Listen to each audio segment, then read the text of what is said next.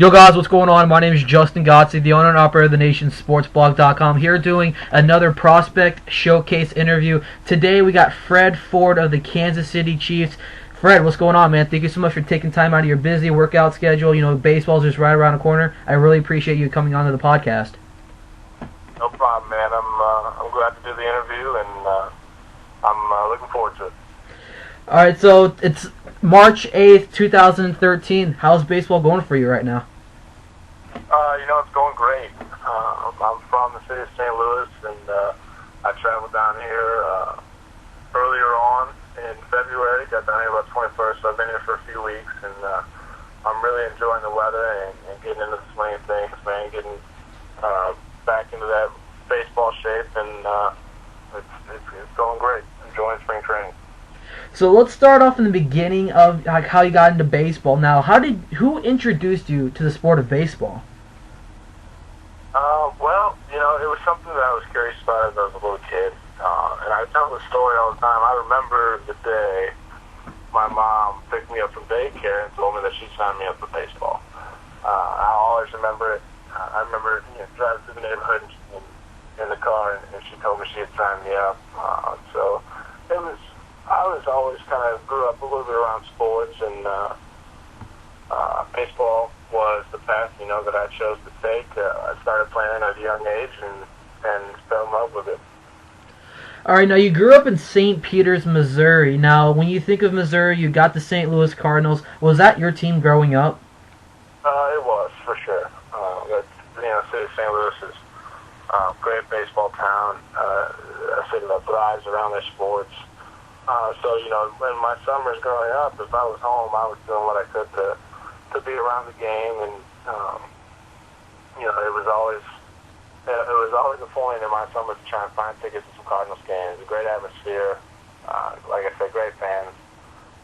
So, growing up, I was in the backyard of one of the best baseball cities in America. Now, who were your idols growing up? It could be a family member, it could be a baseball player. Who did you look up to growing up?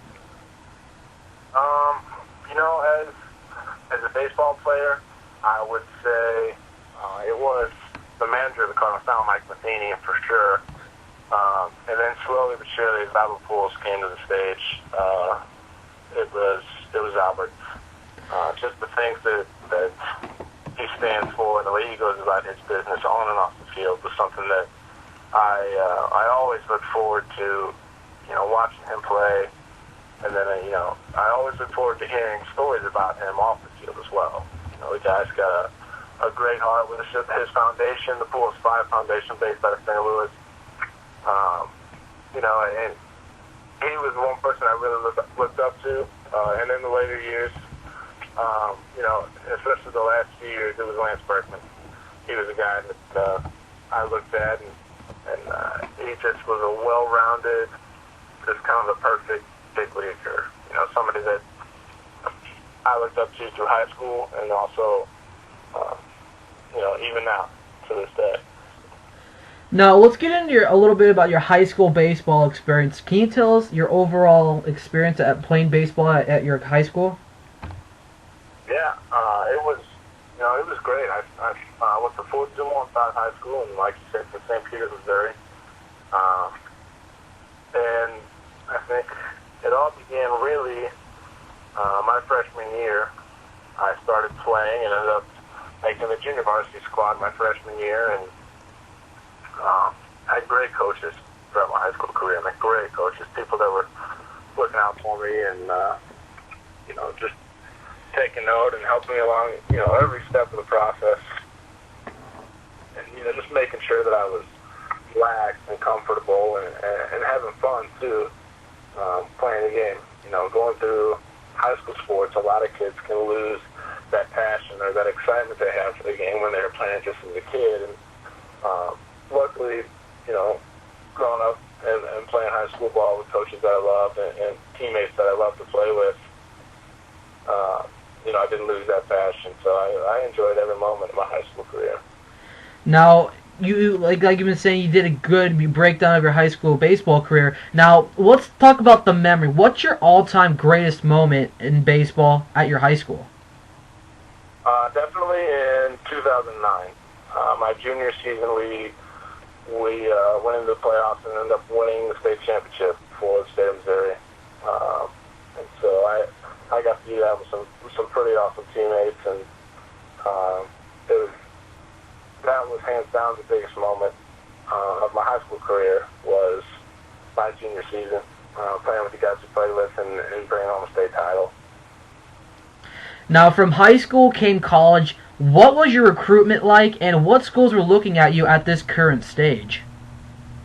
Well, to be honest, when I was in high school, as a senior in high school, I had an offer from one junior college, and that was Jefferson College. I had no D1 offers. I had no schools that talked to me prior to signing with Jeffco, and they opened their doors and believed in me and wanted to give me a chance. And that was the pathway that I walked through, and so that was an easy decision for me. I remember signing around Christmas of my senior year, going into my senior season in high school, knowing where I was going to go to school. And so that I had one offer, and that was the one that I went with.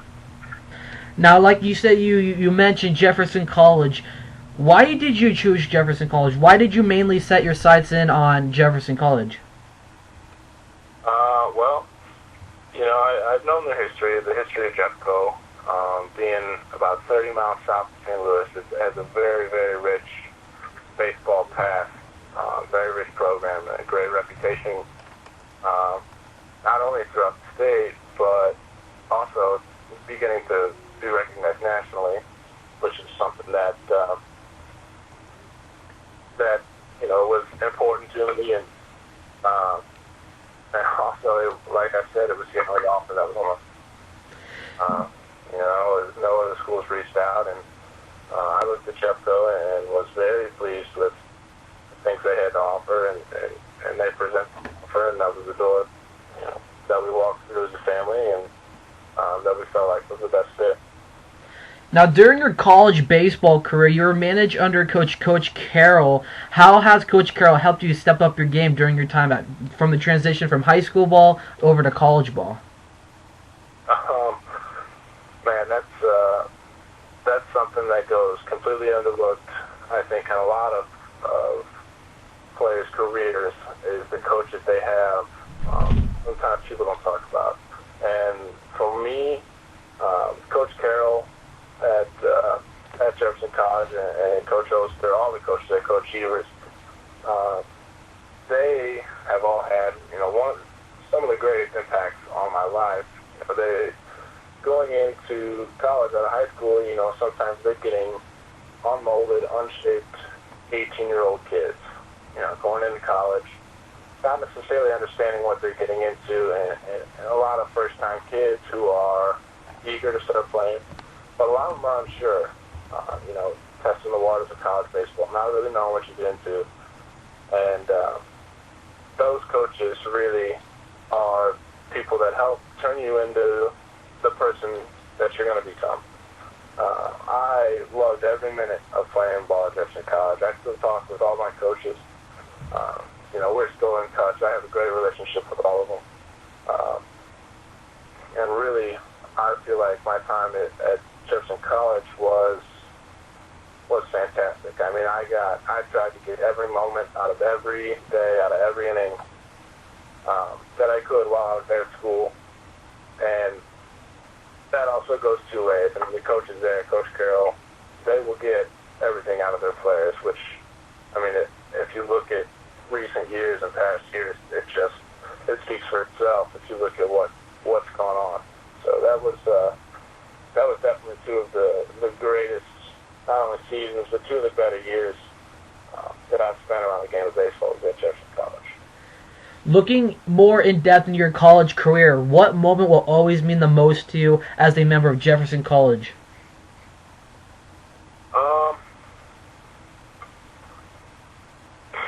Well, my freshman year when I was at Jefferson College, we went to the Junior College World Series, and we went down before that in our Super Regional. We went down and won on a walk-off hit against Delgado Community College.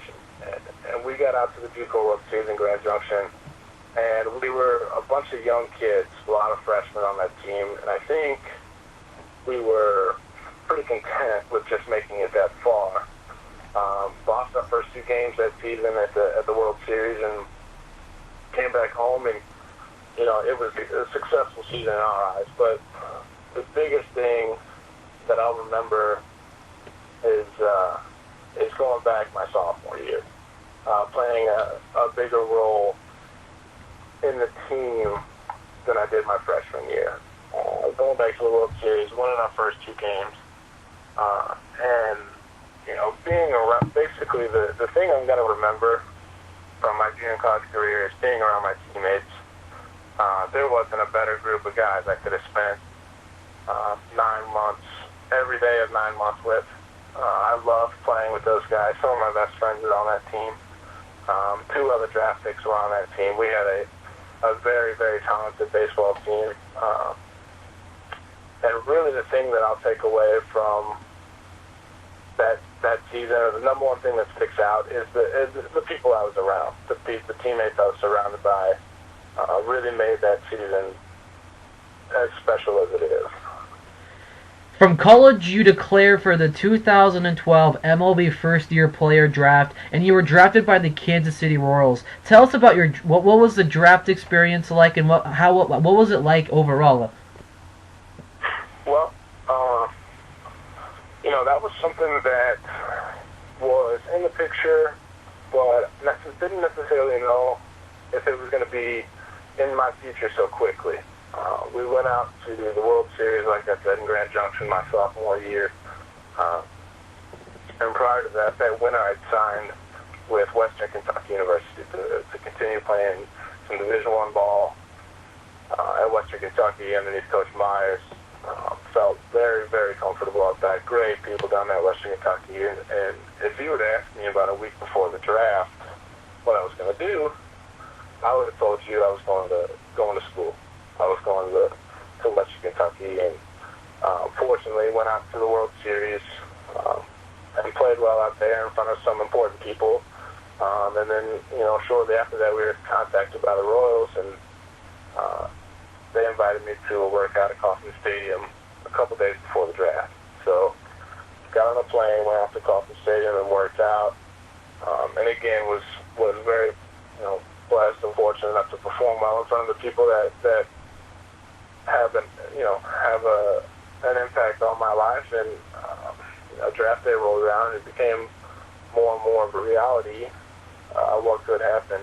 And from there it led to just the overall absolute blessing of being drafted in the 7th round by the Royals. Now, during the draft, other than the Royals, were there any teams that reached out to you about, a possible workout session and really was really into you to be drafted? There were a couple teams that had called on draft day to ask, about signability, about, how do you feel about this option, that option, and they reached out, but I knew earlier from the get-go, working with the people in Kansas City, that I wanted to be a part of what the Royals are doing. From top to bottom, from Dayton Moore on down to the people down here at spring training, the coaches, they're quality people through and through. I knew I was in contact with the Royals on draft day, kind of keeping them in the loop about what's going on and, where we stand. But I made it known to them that myself and my family felt that it was the best decision if I could end up in this organization with Kansas City. Like I said, they're genuine people that keep the mindset of an organization that's developing not only players, but they're developing, young men. And that's something that's very important to not only myself, but my family as well. Now, after the draft, how did you find out what your first assignment is going to be? After the draft, draft day happened on June 6th, and then that night I drove to Kansas City and signed my contract, first professional contract at the stadium. They waited up and went up into the stadium, signed the contract, spent the night there, and the next day went to the Royals game with my mom, and met Scott Sharp and JJ Piccolo and all of the front office of the Royals. And then after that, it was time to go. I left, I think, 2 days later. Was on a plane and came down here to Surprise. And when I was down here, they had a mini camp. And then after the mini camp, it was the breaking rosters for the Arizona League, the Idaho Falls League, and the Burlington Royals League. And got down here, didn't really know anyone. And I was told after a couple days in the mini camp that I'd be breaking with the Burlington Royals roster. And went from there and played last summer in North Carolina. So. Now, you played for the Royals rookie affiliate team, the Burlington Royals. What was the overall experience like at the rookie level? I know you were just starting out in your professional baseball career. You started off with the Burlington Royals, and what was your overall experience like at the rookie level? I would say it was nothing short of awesome. I mean, it was everything that I thought it would be, and then some. We had an exceptional team with a lot of talent on that Burlington team that played well and made a run through late in the playoffs. And our manager, Tommy Shields, was a big part of that. He controlled basically a bunch of 18 to 21-year-old kids, and they did a great job of just teaching us the game of baseball and the little things, and making sure that our first real season experience in professional baseball was a good one. You're getting your feet wet, so they say, and in that rookie ball, and you're kind of starting to learn what it's all about. And I think my time in Burlington was definitely well spent. It prepared me for things to come later on in my professional career, for sure. You left a huge impact in your first season at the minor league ball. You batted .248, 13 home runs, 35 RBIs, and you have a huge, successful MLB career coming up. I hope you go up there to the major league level. Now, as of 2013, as the years are already started right now, as the major league season's going on, minor league baseball, what are you currently working on to improve your game in 2013? In 2013, I'm looking. I'm coming down to spring training with a clear and a completely open mind. I'm embracing and completely ready to start learning because there's always something to learn in the game of baseball and in life in general. But I'm down here at spring training, working on my craft with the plate, trying to close up some holes in the swing.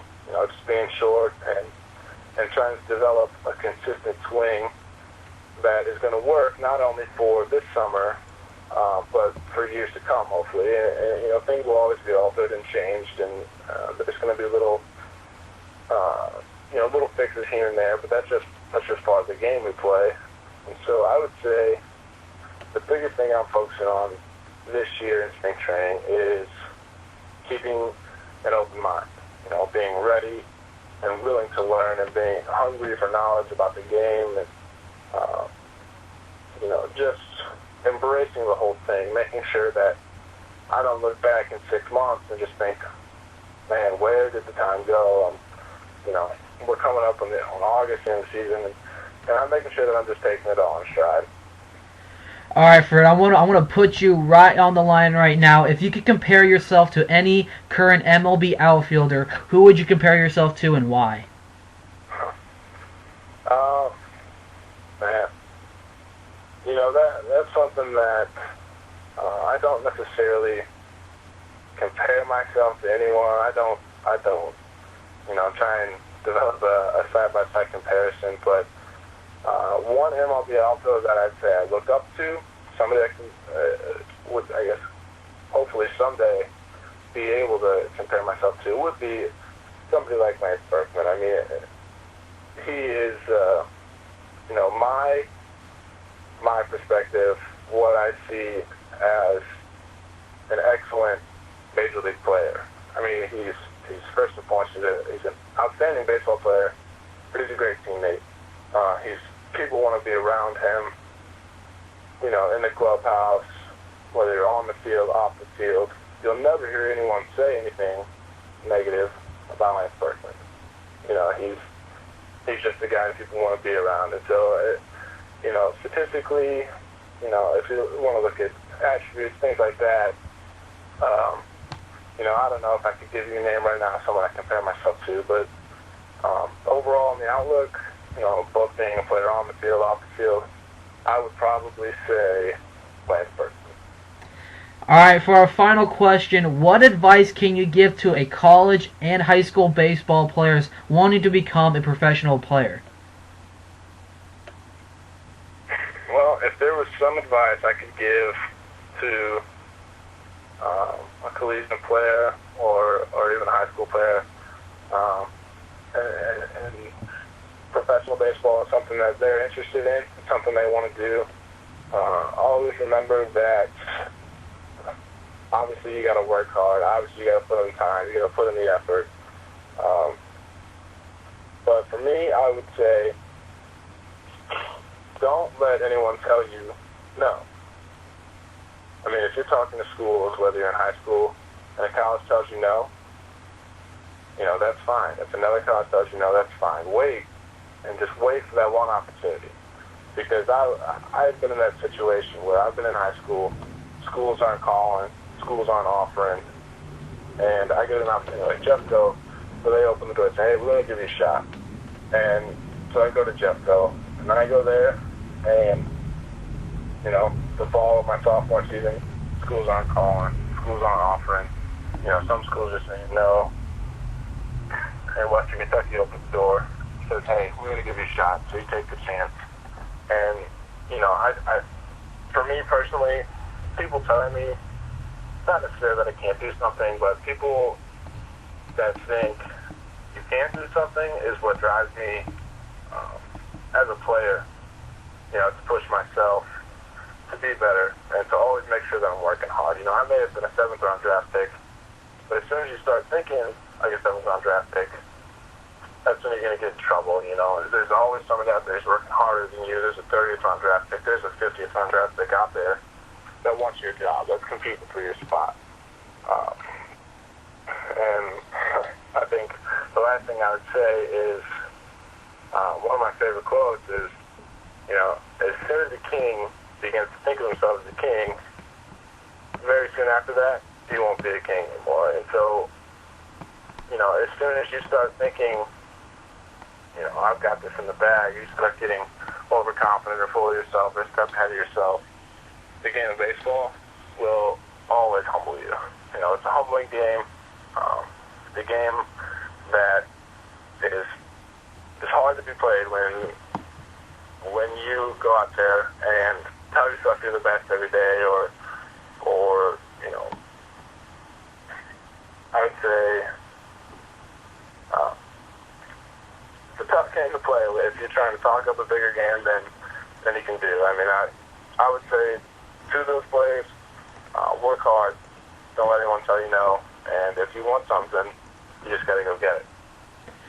All right, Fred, is there anybody you want to give a shout-out to? Yeah, I mean, I'll say hi to my parents for sure. I love them.